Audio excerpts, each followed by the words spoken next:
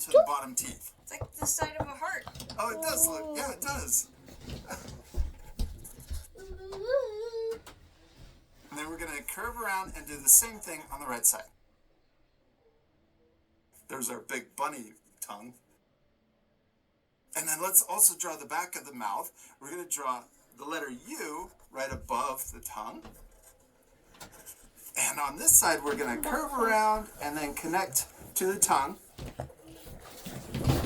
You're doing awesome, awesome. And then we're going to connect the right side just like we did on the left side.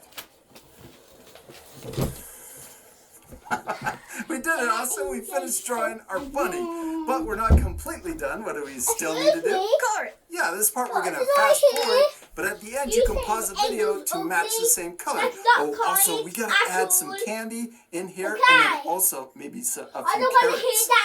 When we're adding extra things to our drawing, we want to make sure that we add them below this top fold and above the bottom guide fold. That way when we fold it back up like this, all of that stuff is hidden inside of the surprise part. Yeah. You ready to fast forward? Yeah. Let's do it.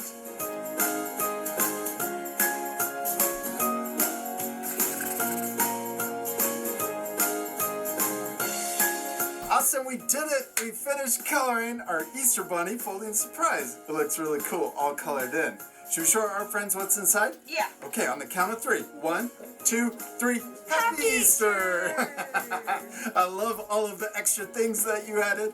I had to add them too. Carrots and Easter eggs. Yeah. The other cool thing you can do with this lesson is you can turn it into a puppet. You can fold it like this, so you got it folded here, and then flatten it out here so that it opens like this, and then it looks like a puppet. You could also add tape to the top of your hand. I'm gonna get a big piece of tape, then turn your puppet over, and I'm gonna put the tape right here on top of your fingers, and then press it down on the paper, and then flip it over like this. I'm gonna get another piece of tape and put it over your thumb like that. And then it's a lot easier to open and close your bunny, your Easter bunny. We hope you had a lot of fun following along with us and drawing your Easter bunny folding surprise. And we'll see you later, our friends. Goodbye. I want to eat your carrots. I want to eat your carrots. Ow. Will you please help me? Make your very own monster. I really want to build a cute monster. Will you help me? Click here and build your very own. So I guess...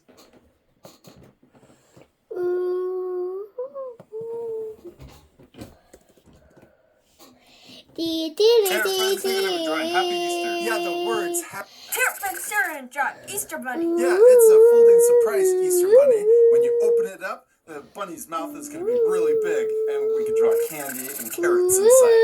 Sound like fun? We hope you're going to follow along with us. You need your drawing supplies and some paper and... Something to color. Yeah, you ready to start? Yeah. We're going to fold our paper first, so we'll put our markers off to the side, and we're going to take the top edge and fold it down. Hey, our friends, today we are going to draw an Easter. Hey, welcome to Art for Kids Hub. This is Carrot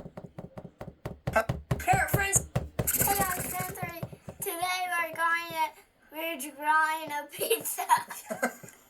Yeah, we're going to draw a pizza. We hope you're going to follow along with us. What do we need for this lesson? Hey, art friends. Hey, art friends.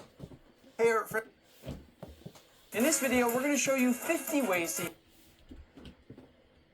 In this video, we're going to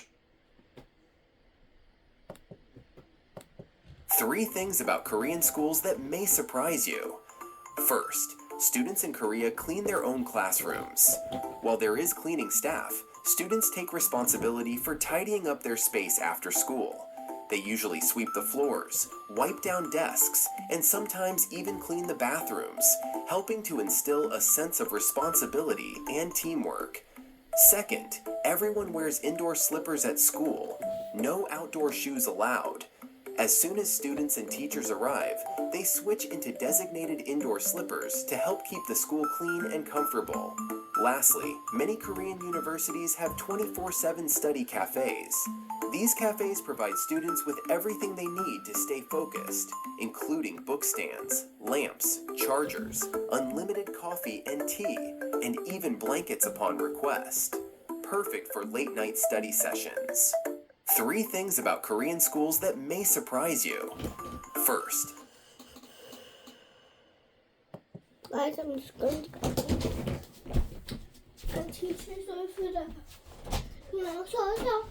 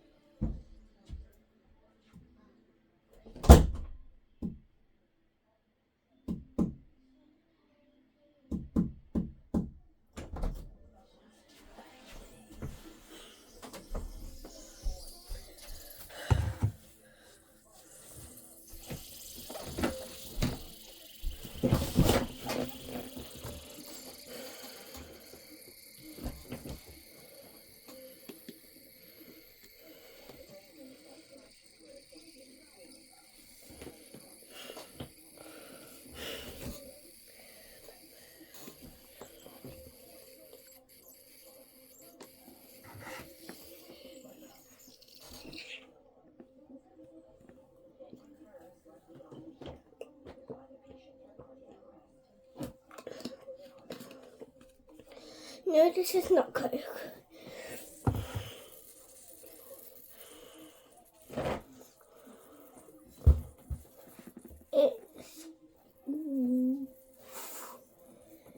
It's our special Coke.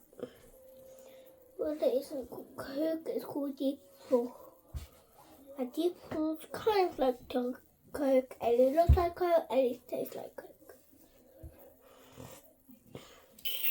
What happened? Oh.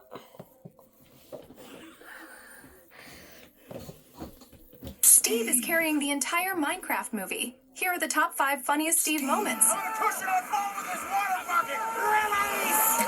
Release! Release!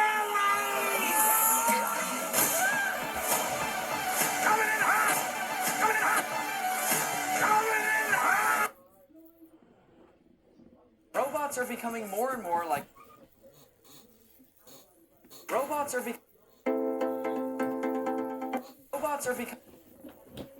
are becoming more and more like humans. They can build cars, clean your house, and even do parkour. But in this video, I'm cooking against 3 levels of robots to find out who's the better chef, robots or humans. For level 1, Mark.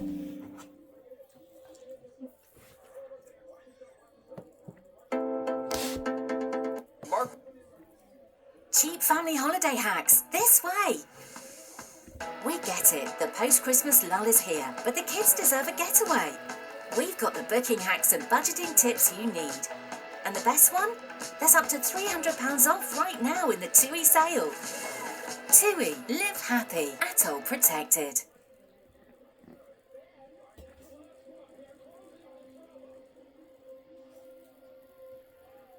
Mark Rober will be the judge. We're gonna see if Nick can beat some of the most basic kitchen robots that money can buy. In level 1, we'll have 5 speed rounds. Chopping, stirring, toasting, pizza making, and cleaning. And to win, it's a classic best 3 out of 5. Are you team robot or team Nick?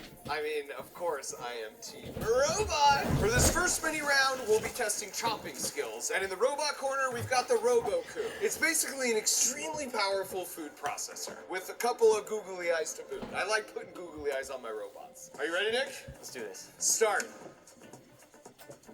Now? Let's start, yeah. I'm taking my time. I'm not worried. Oh. How many do you want me to put in, Nick? I mean, you're team robot. That's true. That feels like a good start. Oh, no! That's so fast! Oh my god. I didn't even have the time to put it under. This seems so unfair. Look at that. They're like perfect cubes. Before you actually judge, let's look at our cuts. Yours aren't even real cubes. Those are like rectangular prisms. I mean, this is like laser precision. As a chef, do you want smaller cubes like that or bigger? I mean, it takes more skill to make smaller cubes. I rule in favor of our robot overlord. For speed round number 2, we're going to be testing your stirring skills. You will be facing off against an army of 5 stirring robots, once again with googly eyes. They are very cute. Thank you. Because stirring just one pan wouldn't be much of a challenge, we each have 5 pans, but there's just one of me, and there are 5 robots. We're going to be stirring pine nuts, which are expensive and burn really easily. So the first person to burn their nuts loses. That doesn't sound great. Okay, here we go. Time to turn on the robot army, and as soon as I start smelling and especially seeing burnt pine nuts, somebody's losing. This seems a little unfair again. I don't know. So we're getting good spinning, but the problem is just spinning in place and not going to every edge of the pan. Also, I think like 2 googly eyes have dropped into the pan. That feels like a definite points off situation. I have seen you spill a few nuts, and I don't love that, Nick. Yeah, but your robots aren't even touching the nuts. I actually think I might win this challenge. I'm actually going to do something the robots can't do and switch my pans around to kind of keep things even as well. And the robots, they just don't have arms. Ah! The robot feet are melting! He's melting! Stoves off, stoves off. What happened here? Disaster on the robot front. It completely charred these pine nuts, and on top of that, the plastic feet melted in the pan. Wow. This is a nice, even golden brown. Let me taste test. That's good. I don't have the courage to try any of these. Plastic's not necessarily my thing. This one's an easy call. Nick, winner of this round. We're all tied up, heading into speed round number 3. For round 3, we'll be testing your ability to make toast. It's very simple, but easy to screw up from personal experience. On the robot side, we have this extremely high-tech $500 toaster with a screen. So, where's your screen, Nick? On the human side, I have a good old pan with some fire. Is that how you actually make toast at home? Yeah. You're so fancy. At the end of this round, I will judge the winner based on looks and taste. Here we go. Oh, wow. Bread, English muffin, waffle, bagel. Hey, do your thing. Don't look over here. And start. Oh, there it goes. So the key to making a nice slice of toast, Mark, while your toaster just slowly takes its sweet time over there, I like to quickly hit both sides of the toast right away. And you have to be very gentle. You don't want to press into the toast. Wait, why tweezers? I'm cooking against a $500 robot. It's all about precision. Okay, how are we doing here? Oh, it's browning. Oh, I feel like I smell and see smoke, though. Oh, it's a countdown now. 7, 6, What? 5, Yeah, where's your countdown? Come to Papa. Oh, wow. Okay. Actually, that is pretty exact. The key with toast is to make sure that the outside is nice and crispy while the inside stays nice and light and fluffy. This is a butter knife, right? No. Oh my gosh, look at that. Oh, wow. That looks like grilled cheese. I'm even gonna get the sides. Why don't you do that, toaster? I'm nervous about this one. You're putting a lot of chef's kiss in that. So that I can be a very impartial judge, I'm gonna close my eyes, and it's just the one bite challenge. You know the rules. Mark, I'm gonna shuffle them around. Okay. So number 1. Can you do like an airplane sound? That makes me want to cry. It's so good. Can we just do one more bite of number 1 before we move on? Sure. And with the airplane sounds.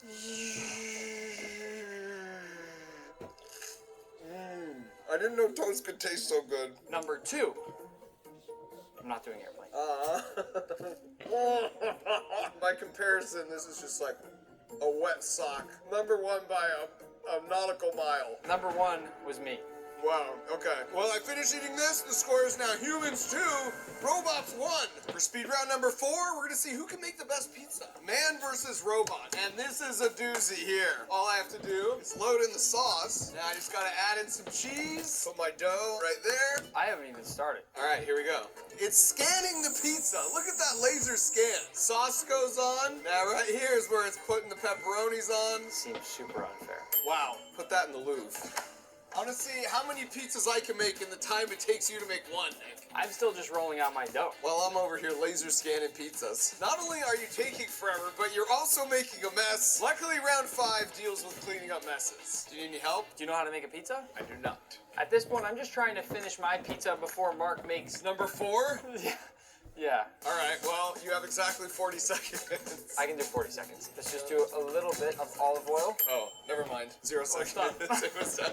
I'm done too. Very, very different looking pizza. Very different looking. That looks like it's about to go into an easy bake oven. Whoa. These are masterpieces. Like, put these in a brick oven. Already, I feel like this is off to an unfair start, but it's not done yet. I think we should bake them. We need to bake them. Okay, time's up. And Nick's pizza looks interesting. Now, as for the robot, look at that. Aesthetically, the robot definitely has it at this point, but let's see how they taste. Human first. That's like a 4.8. Now for the robots. To be honest, the taste is pretty similar. The robot has a way better ratio of like dough to cheese to pepperoni. It's just a much more balanced bite. Robot takes it. And that means going into the 5th and final round, it's robots 2, Nick 2, we are tied. And speaking of the final round, it's an absolute mess back here thanks to Nick. Time for our cleanup challenge. All right, this is it. 5th and final round. Nick, you made quite a mess here. I'm adding a little extra. It's you versus the Roomba cleaning robot. I'm gonna divide this down the middle. You have to clean that side. The Roomba's gotta clean this side. Why did you give me so much more to clean? Now remember, this is winner takes all. Whoever wins this round wins all of level 1. Okay, come on, boy, do something. Oh, wow, that's good. That is way cleaner than I was Honestly, expecting. that's making me extremely nervous. The problem is, he's going the wrong way. Not to brag, but I'm doing pretty well over here. Roomba, where are you going? You hardly did any work. You didn't earn a docking station. Oh, here he comes. Let's go, round 2, baby. Oh, he's getting my side dirty again. Yeah, sabotage. Robot, where are you going? No. I think I'm ready for the final verdict. Well, given that we were tied heading into this round, Nick, whoever won this cleanup round wins all of level 1. And after looking at the results, the winner for all of level 1 between robots and humans is the humans! Yes! Nick! Congratulations! I am sorry, Mark, because I know you wanted robots to win deep down. I really did. Robots, don't let me down in level 2. You got this. For level 2, I'll be cooking against Molly, the world's first fully robotic kitchen. I'm kind of scared. It took 10 years of research to make this robot, and it can recreate movements of a professional chef and has over 5,000 recipes uploaded to its memory. We're going head to head to see who can make a better pasta dish, and at the end, a blind taste test will determine who wins this round. Before we start cooking, I'm going to choose the recipe that Molly's going to make today. And since we're doing pasta, I'm going to go with the spaghetti puttanesca. Just found out that this is a kill switch, so if he starts beating me, I'm just going to whack it. It's time to find out if Molly's really worth that $100,000 price tag. And here he goes. First things first, it looks like he's turning on the cooktop. Oh, we're going for the olive oil. Good start, Molly. Now it's grabbing some olives, anchovies, some garlic, some capers. Sometimes I feel like Molly's just doing fancy movements to flex on all of us. What? It's using a spatula? Molly's scraping the bottom of the pan right now, making sure all those nice little flavorful bits aren't sitting there and burning. The more I watch right now, the more nervous I'm getting about this competition. Thinking about pressing the red button. It just tapped and now is scraping off the extra ingredients on the spatula. This is unbelievable. And in we go with the tomato sauce. And he's gonna mix it all up. Here comes the pasta. Oh, come on with the tap. That just seems like you're rubbing it in. Some of that pasta is sitting above the water right now. So I'm wondering if Molly's gonna do anything to make sure that that goes under the water. Oh, okay, at this point you have to wonder if the robot just heard me say that, or maybe it's just really that smart on its own. So I'm guessing right now that Molly has it down to an exact timing. And I'm thinking right now that this might be the most perfectly cooked pasta I have ever seen in my life. Oh, you missed a noodle, Molly. Let me help you.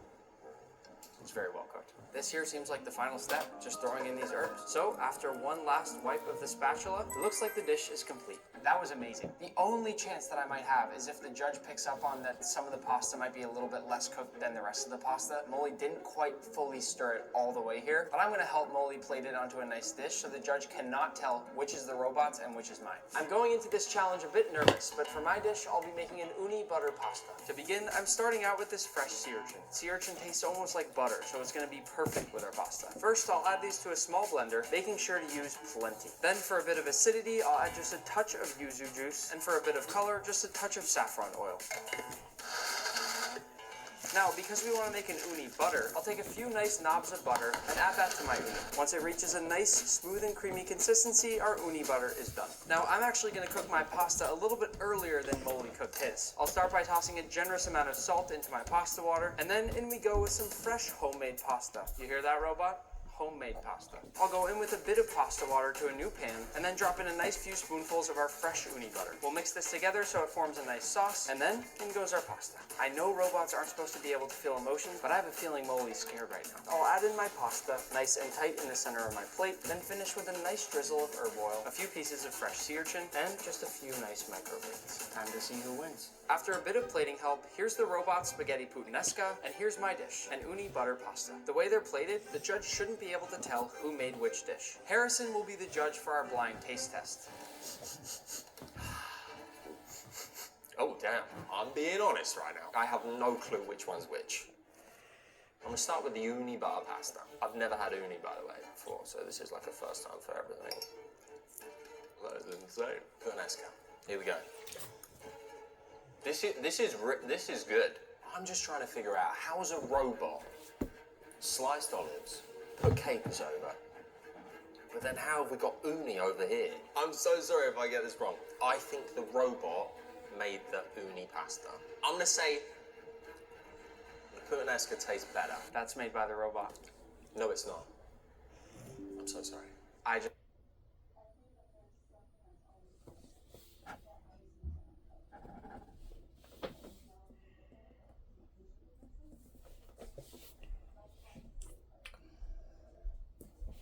That was the end for today's video. Bye!